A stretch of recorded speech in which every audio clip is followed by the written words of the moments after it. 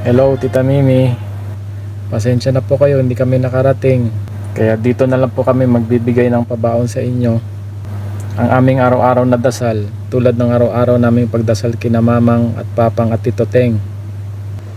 Alam namin na ayaw nyo po kaming maging malungkot at sinasabi nyong huwag na kaming umiyak kasi ayos lang kayo.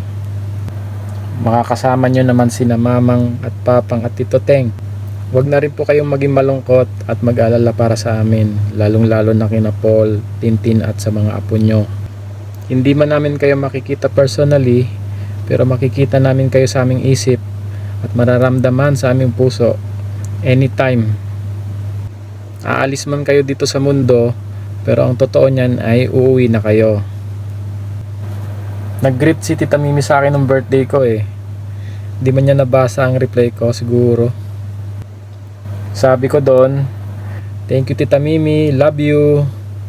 Ngayon narinig na niya.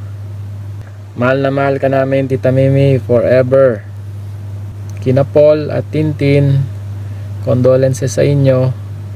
Actually sa ating lahat kasi iisang pamilya lang tayo. Salamat kay Tita Mimi kasi siyang tumayong pangalawang nanay ko. Hindi ko makakalimutan. Ginagamot niya yung mga sugat ko nung maliit pa ako. Pinapahiram niya ako ng pera pero hindi niya alam. Hindi niya alam kasi kumukuha ako ng item sa tindahan nun tapos ililista ko. Pagkalista ko, lalagay ko sa lagayan ng listahan pero ang kukunin ko cash. Tapos nun, takbo na ako sa computer shop.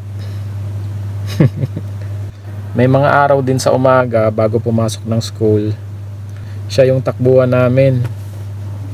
Uutang ng pangbaon tapos hindi na mababayaran. Nung sa Manila na kami nakatira, tuwing magbabakasyon ako, siya yung kumukupkup sa akin para may matiran ako. Kung ano man ako ngayon, ay malaki ang ambag ni Tita Mimi sa akin.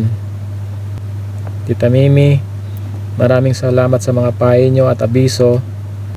Yung paglalagay ng pera sa bulsa, mas maigi na nakahiwalay, mas maganda na nasa left at right na bulsa para pag may nalaglag, hindi lahat. Sige po, kwentuhan na lang tayo anytime, sa isip at minsan sa panaginip. I love you so much, Tita Mimi. Mahal na mahal po namin kayo. Parati at mananatili po kayo sa aming puso at isipan. Sige na, pwede na po kayo umuwi. Baunin nyo po ang aming araw-araw na pagdarasal at pagmamahal.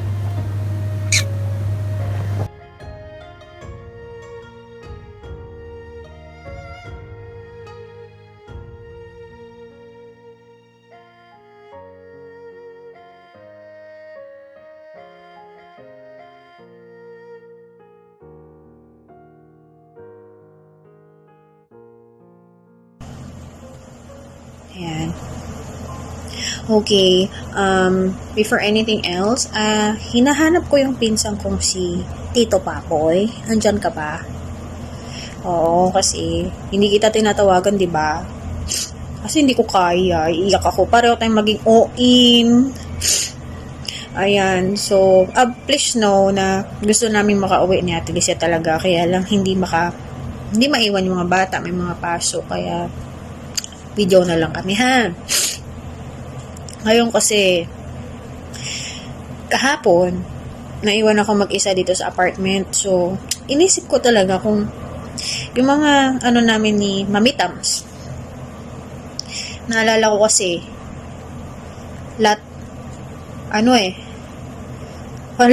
ilalaglag ko na siya na. Hindi na niya ako pwedeng pagalitan.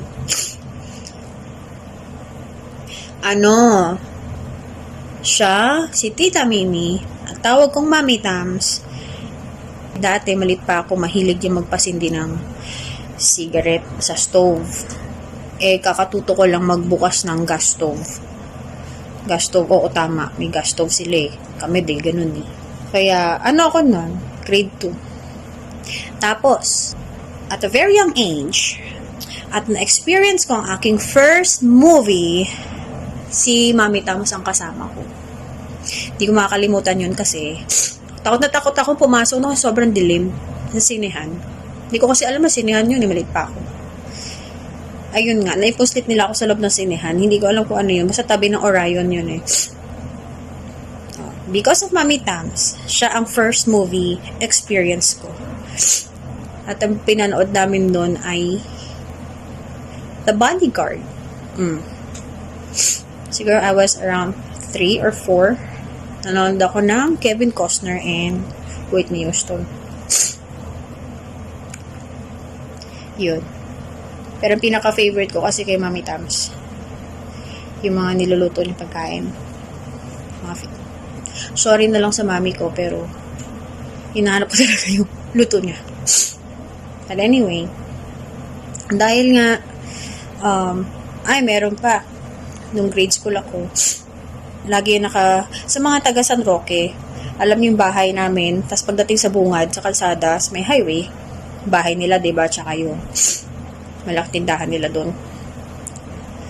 Every morning yan, nakaabang yan siya doon, naantay akong dumaan kasi may aabot siya sa akin Dunkin Donut, o kaya ano. Basta laging may pabaon sa akin si Mami Tams.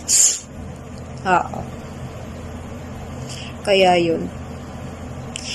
Feeling ko na-spoil niya ako, nabigay niya yung mga trip-trip ko na maliit ako. So, nung nagka-edad na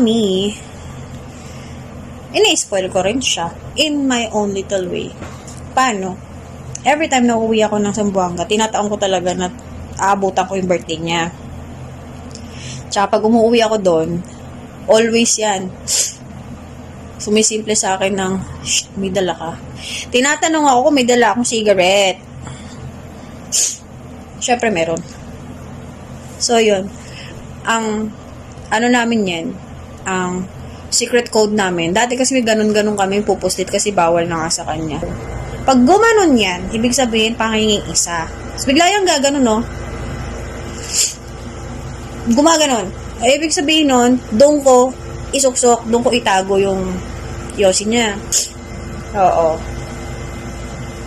Tapos, meron pa yung time. Hindi ko, parang, namanhikan yata sila, Tito Papoy, nandito sila. Diba, nag-dinner tayo sa MOA, tapos nawala kami. Kasi, si Mami Tams, sumama sa amin. Ako, siya, sino pa ba? Yung best friend yata ni Tinay. Hindi ko maalala. Basta nawala kami. So, from MOA, di ba may footbridge papuntang seaside? Ay, nilakad niya talaga yun. Tinawid niya. Tapos pababa ng hagdan. Ano na siya nun hirap na maglakad. Na yung braso. Talagang tinaga niya yun, makasama lang sa amin. Kasi yung smoking area, tapos yung pagtawid namin seaside, yung smoking area, magkabilang dulo na MOA. So, wala kaming choice. Pipili lang kami which side. Pero, fondest memory ko talaga si Tita Mimi na maliit pa ako, 2 years old, 3 years old. Doon pa sila sa bahay, sa second seat ang katira. Lagi ko siyang hinahabol sa gate. Every morning, napupunta siya sa canteen niya sa NFA. Habulin ko siyang gate. Alam naman niya yun eh. Habulin ko siya. Tapos pag nasa labas na siya ng gate, lalak ng pito. Abutan niya ako ng, parang may siwang na gano'n. Abutan niya ako ng 2 pesos. Yung may ganun-ganun. Every morning yun. Kaya may pang-merienda kami ni Kathleen, John and Mark. Pambili kami doon kay Gampay. Anyway, Mami Tams, sorry, kasi uwi kami dapat ng June 10 hindi kami natuloy. Kaya, sisi kami. Pero, na rin na, it's time na rin na para makasama mo si Daddy Ting. Yun lang naman yung happiness mo simula malit ako. Kaya, okay na din. So, tama nga, this should be a celebration of life. Pero, you cannot veer us away from being teary-eyed kasi we have the fondest memory of you. Lalo na nung bata pa kami. Kaya, thank you. Tsaka, hindi mo ako binati ng birthday ko this year. Miss ka na namin eh. Kaya ganun talaga. Kaya pagdadasal na lang namin ikaw. And also, I ask everyone who's watching this to please pray for her soul's eternal repose.